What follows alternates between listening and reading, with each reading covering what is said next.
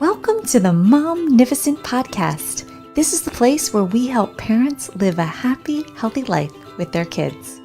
We're going to show you how to connect with your child and help them even in their most difficult moments as we hear from experts in the field.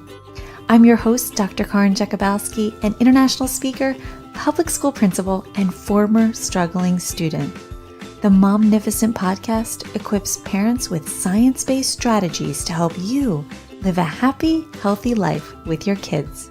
Welcome. Welcome, everybody. I'm so excited to have you join us for another episode of Momnificent here. Thank you for joining me. I think you're going to get a lot out of this interview, and I'm so excited to have Dianne with me. She is a truly remarkable guest who embodies the title of Mom on a Mission. She's the founder and CEO of SYMMETRY Neuro-PT, a passionate advocate for brain health transformation. I love that. And an extraordinary leader in the world of neurofeedback therapy.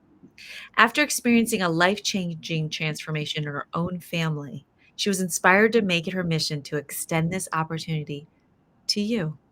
My guest today, Dianne Kosto, will share her inspiring journey and the incredible work she's doing to help you better regulate your brain. I cannot wait to hear more. And with a deep belief that everyone deserves the chance to heal and thrive, Dianne's story is one of hope, resilience, and unwavering pursuit of wellness. Dianne, welcome to Momnificent. Wow, thank you for having me. I'm excited to be here and chat with you. And her book just got published last month. Congratulations. Super congratulations. Thank you. Thank you. I really hope it's going to be a great resource for families to provide some hope and inspiration and educate them a bit on the modality of neurofeedback that should be number one level support. Yeah. So, Dianne, why don't we just dive in right there and tell our audience and those who are listening about your book, what prompted it, maybe the quick and brief story that kind of brought you into that. Okay. Yeah, I'll try to make it quick and brief because it was a long saga with my youngest son who was Okay. impulsive off the charts from about age 5 to 12. I searched for different environments, different programs, anything I could do to help him, but his impulsivity got him kicked out of every different school and program that I tried. So we went into a lot of debt, had a lot of trauma, trying to find those environments, literally sending him away from home too. Uh, yeah, it wasn't until he ended up in a school for troubled teens, 12 going on 13, that I was introduced to neurofeedback. And that was the difference maker in his life. Oh my gosh. Okay, so we have to back up a minute because I'm an elementary school principal, and we have kids over the years who struggle. And I just want to dip into, can you just tell me how you felt when your child was struggling in school? What were those feelings you went through as a mom at that time? Well, the ones that stand out to me the most is that kind of like PTSD effect of the phone ringing and somebody calling me and saying, you've got to come pick him up. Like that still makes my stomach kind of flip flop a little bit. Um, it was scary because we kept running out of options and I didn't know how to help him. And we knew he was smart. We knew he had potential, but he came across as a 110% boy with a bad attitude. So it rubbed people the wrong way. And, uh, we just ran out of options to help him. So I guess as a single parent, I was in such a action mode that I kept thinking that if I could do the next thing or find the next place, I'm a problem solver. I'm always trying to find the solution. That Yeah. kind of kept me going. Yeah. In hindsight, though, it's scary. You just Yeah. don't know what to do when people are just shaking their heads and asking you to come and pick them up. Right? Yeah. What's one thing now I'm totally going off script, but now I'm just so fascinated and into this. What's one thing maybe they did or they didn't do, but you would wish the principal or the teachers had done or said for you? What did you feel you needed from us, like me on the education side at that moment? If you were to know and tell I, us. Word of yeah, advice. I think what was lacking was the realization that there was a physical reason he was responding to his environment the way he was. There was a physical reason in his brain. And, you know, you hear the body keeps the score, whatever it Yes. was. It I wasn't just a love that. choice. Yeah, it wasn't just a choice for him. He was responding to his environment in a way that he needed to protect himself. But because it appeared as a, like I said, the boy with the bad attitude, you know, he played tough guy. Underneath, he was hurting. He was failing. He was getting judged. He was distracted. He was afraid, whatever it was that he felt. He didn't show that. He just came across as this tough guy. But had we known, and people maybe would have realized that there really was something deeper in there in his body as to why he was responding the way he did, we would have treated him a lot differently and handled the situation differently. Mm, so good. Thank you. Thank you for sharing that. Because I try my best and it's always hard. You know, it's hard for the teachers because they're working with all their students and they're, so I'm trying to support them. And then the parents are like, you're just calling me like all the time. And that's really hard too. And then there's the child who we're all trying to support. And the parent is showing up, doing the best they can. That teacher is doing the best they can. And it can be really, really challenging, really, really difficult at It times. is. And that's part of why I feel like if we had that information, had I had a brain map, a QEG brain map on my son, and we knew that his networks most responsible for impulsivity were dysregulated, then we would have known it wasn't just his choice, right? Yeah. We would have could have treated him differently. So if we all had access to those QEG brain maps, understanding what really is going on with the kids, is it really an attention problem or is it anxiety? Is it impulsivity or is it anger? Like what is it and which networks in the brain are off and why are they responding the way that they do? And I know that takes a different level that we're not at yet. But that's why I'm here speaking with you, and hopefully you're sharing with your audience and your colleagues that it's an option to take a look at that brain map and find out what's happening in each of those kids' brains so that we know how to better handle them. Yeah. Is it any of the work similar to Dr. Daniel Amen? Because I love following him. He does a different SPECT scan. He's looking at Okay. imaging of the brain. Yeah, Okay. it's along the same lines. Yeah, It's it's that making me imaging think about what's happening. Yeah. And so our fast. QEG brain maps, we're measuring the communication networks in the brain. He's looking at Okay. some more structural things and oxygen flow, and we are looking at how the brain is communicating. Okay. All right. Okay. Oh man, I could keep talking and talking to you. This is so good. Um, so yeah, well, I guess okay, so then your story or turning point that led you to embark on this journey, like into the world of neurofeedback therapy and brain regulation. So maybe you want to kind of start right there with us when think what Yeah, you learned in the beginning stages of that and what you would say to someone who's like, "What is she talking about?" right. Right. Yeah, it was really when I was out of options for him. You know, we had tried all of these different things that I was introduced to someone that was trying to make neurofeedback easier and more accessible. So I went through that training and I learned that there are physical patterns in the brain that contribute to our behavior, our moods, everything. And it made sense to me because we tried so many things with him and he knew what he knew, but he still couldn't control that impulse. He didn't have a pause before reacting. So it made sense to me that it could be a physical reason, it could be brain related. So at that time, that was like 13 years ago, we didn't use the whole brain mapping. We were doing a single site evaluation where we put a little sensor on the top of their head and it's little cup, maybe about the size of an eraser on a pencil. And that would plug into a little specialized amplifier that would pick up the brainwave communication, the brainwaves. You know, that's the electrical activity when your brain is communicating and doing its thing. And it would then detect when the brain would meet a healthy pattern or not. And based on that information, we can teach the brain to produce healthier, more normalized patterns so that people can function better. So back then we were just looking at that one site. Now we can look at 19 full areas around the brain and find out which networks are spot on and which need a little help. You know, and I haven't seen a perfect brain yet. So We all have issues. yes. So the We all parents do. brain maps too. Yes. Wow. Yeah, and there's so much we compensate for that Right. is probably probably a little bit of a problem that we've just learned to kind of make it appear not as bad as maybe it is, because it's not. No brain's Absolutely. perfect, like you're saying. Absolutely. We find workarounds to everything, to the dysregulation. Yeah. So I'm going back to your question. I guess No, that's yeah, where go ahead. way back then we started just with measuring the brainwave activity and looking at the symptoms. And then based Okay. on that information, we would come up with a series of what we call a session, a neurofeedback session. So like my son would just be sitting there with that sensor on again, but he'd be watching a video and it would play brighter and louder when his brain met the goals and the healthy pattern that we wanted to encourage, and it would go dimmer and quieter when the brain was not producing a healthy pattern. So it was just reinforcing that positive pattern over and over using the common typical way that we learn anything, repeating it and practicing it, right? Like when you learn to ride a bike or write with a pencil, you practice, practice, practice, and pretty soon you're doing it and you don't even have to think about it. So that's the goal and that's the process. It's just using technology to help the brain learn that specific pattern. Does that make sense? A little bit.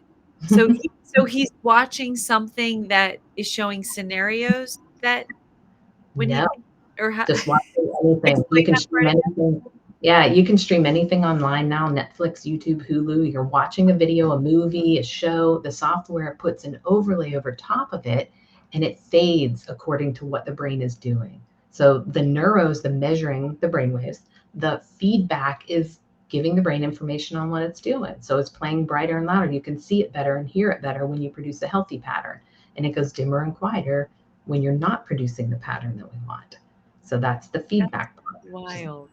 constantly reinforcing the correct patterns. That's Very amazing, positive. and it's just happening at the brainwave level. Right. There's no try. You don't have to sit there and really, try really hard and No think way. about it. That's Because amazing. the more you relax and let your brain do its natural thing, the quicker the brain will learn that. I mean, think about when you wake up in the morning, your eyes naturally focus. Or when you hear like a noise outside or a whisper, something like that, your ears kind of tune into it, right? That's a natural reaction. That's going to happen while they're watching the screen too, and their brain will figure out what pattern it has to produce to get to see that. That's wild. It's almost like your body can heal itself. Right. Yeah, we You're do have just a kinda natural. helping it along. I mean, it sounds like Yeah. you're helping it along, but it's really doing, like, it really can. I don't know, Yes. lack of a better way to describe it. In my brain, it's like it's actually healing itself. Right. It's a natural process of learning. It's technology driven learning. Wow. Oh my gosh. So, like, how you probably, I mean, do you, like, wake up every morning, you're like, "I have to share this with the entire world."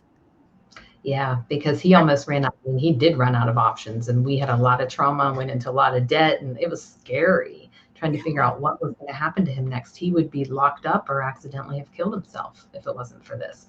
So, as a mom, how can you not share that? And the fact that I went through all of those years and nobody mentioned it, the fact that teachers are struggling with students like this in the classroom and My nobody's not nobody, there are many more people using it now than they used to be, but Yes.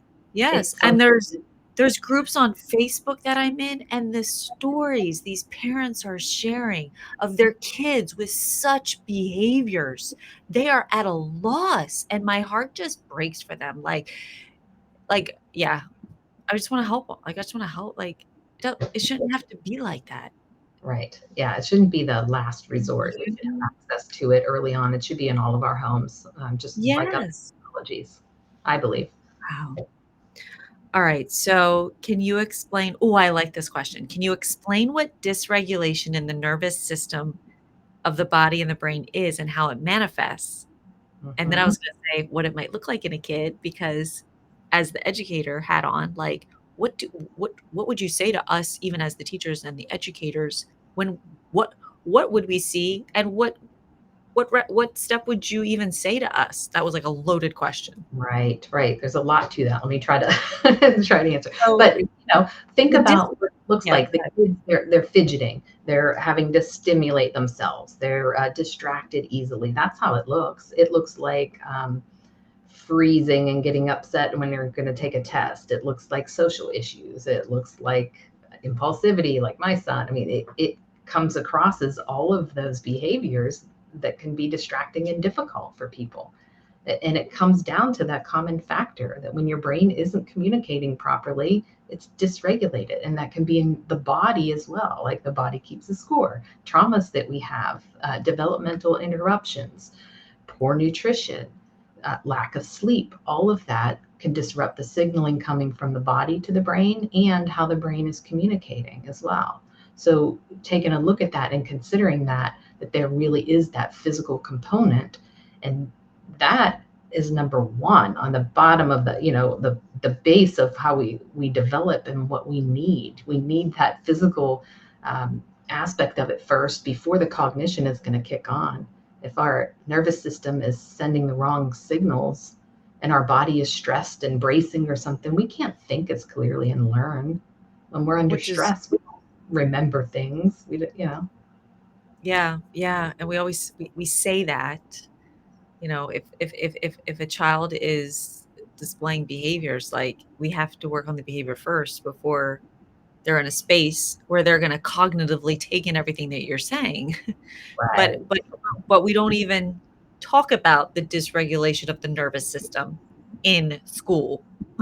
That Like, comes before the behavior. we have to start talking about that. Yes. Yeah.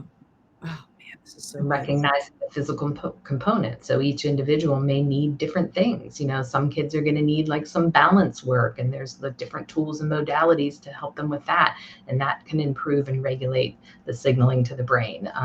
Some of them need the neurofeedback where we're going right to the brain level. Some maybe biofeedback where they're learning to breathe properly and oxygenate their brain and calm their central nervous system through breathing. All of those things can be guided using technology driven modalities to help. So fascinating. So then what would you say as a first step for when we start talking about students dysregulated in their nervous system? Excuse me. What would you say to those teachers? So I would love the teachers to pick up the book, and learn a little bit more about the neurofeedback option and actually recommending that these parents find someone to do a QEEG brain map Mm. before we just send them to the prescribers. Yeah. That's what I would hope for. Okay. And was there anything that your son said he thought would have helped him in school from us as the teachers? I never asked him that question. All I've right, you asked, have to ask him that. I'll ask him. I Ask think him that. think I that love I'm so fascinated because I believe there's a lot of things we think a kid there's a lot of things we think and we do, and I'm always fascinated to hear and what would help you right now. And sometimes they look at you like you have 2 heads because nobody asks them that. We just tell them what we want them to do. And when you're not right. right, they know that, and they get the feedback when they're right, doing expected behaviors. And it's fascinating. I only just started asking students that, and it blows me away what some of them come out with it because I'm like, And did "Oh my they gosh, know? he knows." Okay, that's Yeah, great. Yeah, I know I fascinating. asked my son if there was something that I could have done differently, and he just said he still would have done what he did because that's how he was. It Yeah, doesn't matter where we put him or what we did. He doesn't agree with all of the decisions I made, and sure. it's So hard for all of us. so hard. But in the end, he says he still was who he was wherever he was, and it didn't really matter. And that's kind of the truth of it. Yeah, yeah. I try to remind kids of that, like, "You're not bad. You made a bad decision and a bad choice, and this is your consequence. Mhm. You're not bad." And I won't ever make kids feel worse after they did something because whether they show it or not, that's my belief inside somewhere, they know and they feel it. And that's not my job to make it worse for them. Yeah, Anyway, what sets your approach to neural wellness apart from traditional methods, and what exciting breakthroughs have you witnessed? mhm. Well, the exciting part of it is that we really can bring it to the homes now. Our technology is getting more and more mobile. So we are making this more and more available, that people don't just have to come into an office, but we can actually send the technology into the homes, Zoom in with you. The app is made to be user friendly, and we have a whole case management team that's watching it behind the scenes to make sure everything is on track. So that's the huge advancement in the field, and that's going to help it become more available to people. Yes. Oh, Yeah. that's so exciting. And in a world where mental health resources are often limited, how does the at-home neuro program offer an inclusive and effective alternative for families in need? Yeah, well, I think that that's it. It can go anywhere anyone is, you know. And with time, the price point is going to continue to come down as well. It's come down a lot since I first discovered the Wow. modality. So there's Did it no come out when anywhere. you were you able to use it at home? Did it come out by then? No. Mm-mm. You had Our to house, go to the office. yeah, Move it was always somewhere? big. It was a big, I mean, it was multiple monitors and when I started, the technology was just bigger and clunkier, and now, there are apps that are starting to be on your phone, and smaller amplifiers and everything. So it's Did you have shrinking. to move to wherever that site was? Did, yeah, Where where I was it? drove from South Carolina to Kanab, Utah, and I lived there for 5 months to serve my son and the other students and parents and teachers there. Hmm. Oh, wow. Yeah. They don't And have this in the school, do they? their school ended up closing.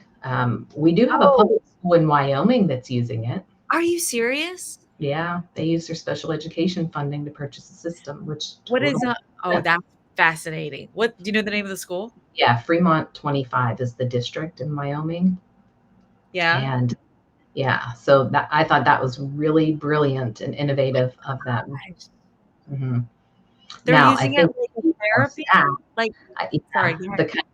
the counselors Like have access to it, and the problem is the counselors need to multiply themselves. They need some technicians to be able to serve more kids there, but they were forward thinking in that school district, and I'm impressed that they have it.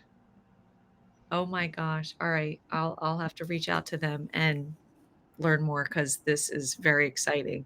What's Yeah. one story you can leave our listeners with today? Because I'm just gonna keep talking, so I'm gonna have to cut myself off because I'm so fascinated and I can't wait to uh, for people to hear this and share this message, and it can be a real answer to people's cry, and like you said, where it's a scary place for them, and this could be just the light for them.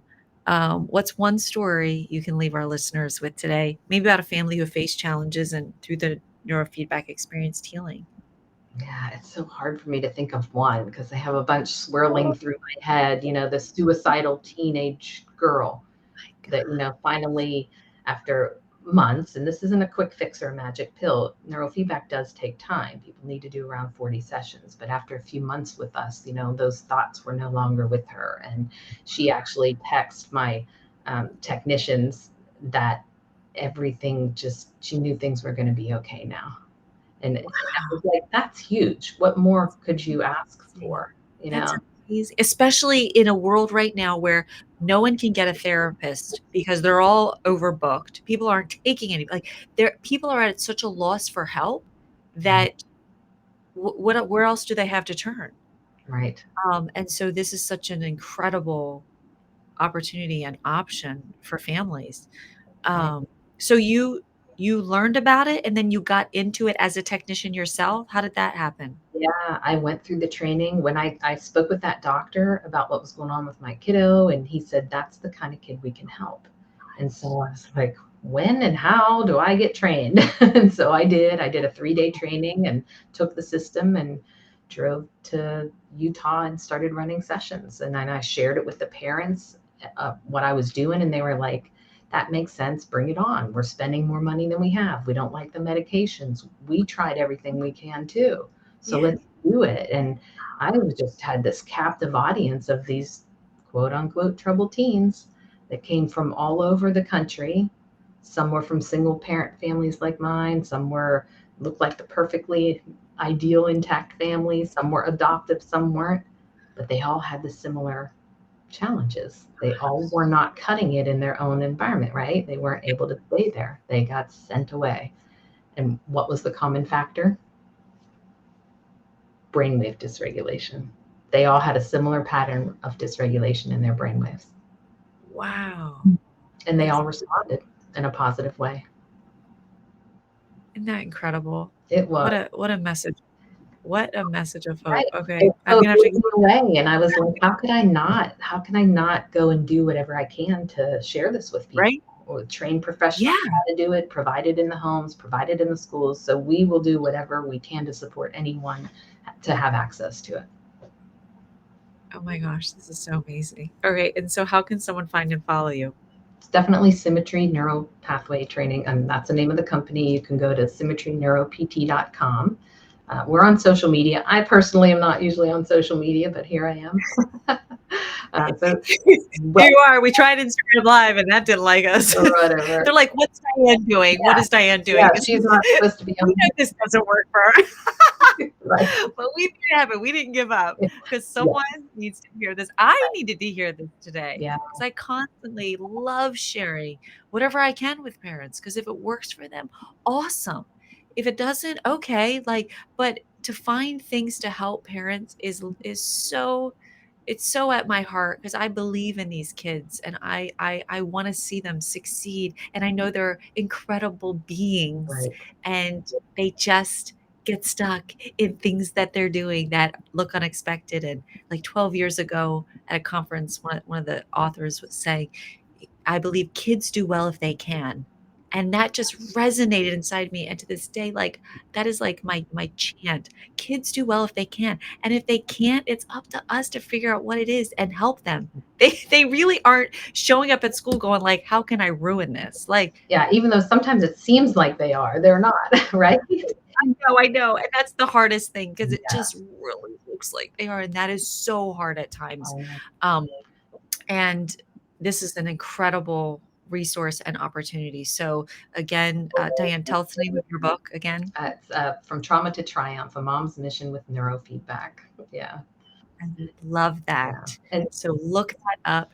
Think of someone you know. Share this with them. What were you going to say, well, Diane? I keep thinking about the educators, and I know we could keep talking for hours, but how much easier would their jobs be if they did know what was Yes. going on with these kids and they could direct how Yeah. they're approaching them according to how their brains are going to receive that help? Yeah. Yeah. Because they are at such a loss. We are at such a It's loss. Like stressful. we need the answers. We need the help. And there's too little answers and things that seem to be helping. Even though we know behavior takes a very long time to change. Like you said, it's not overnight. It's not a quick Mhm. fix. It's going to take time.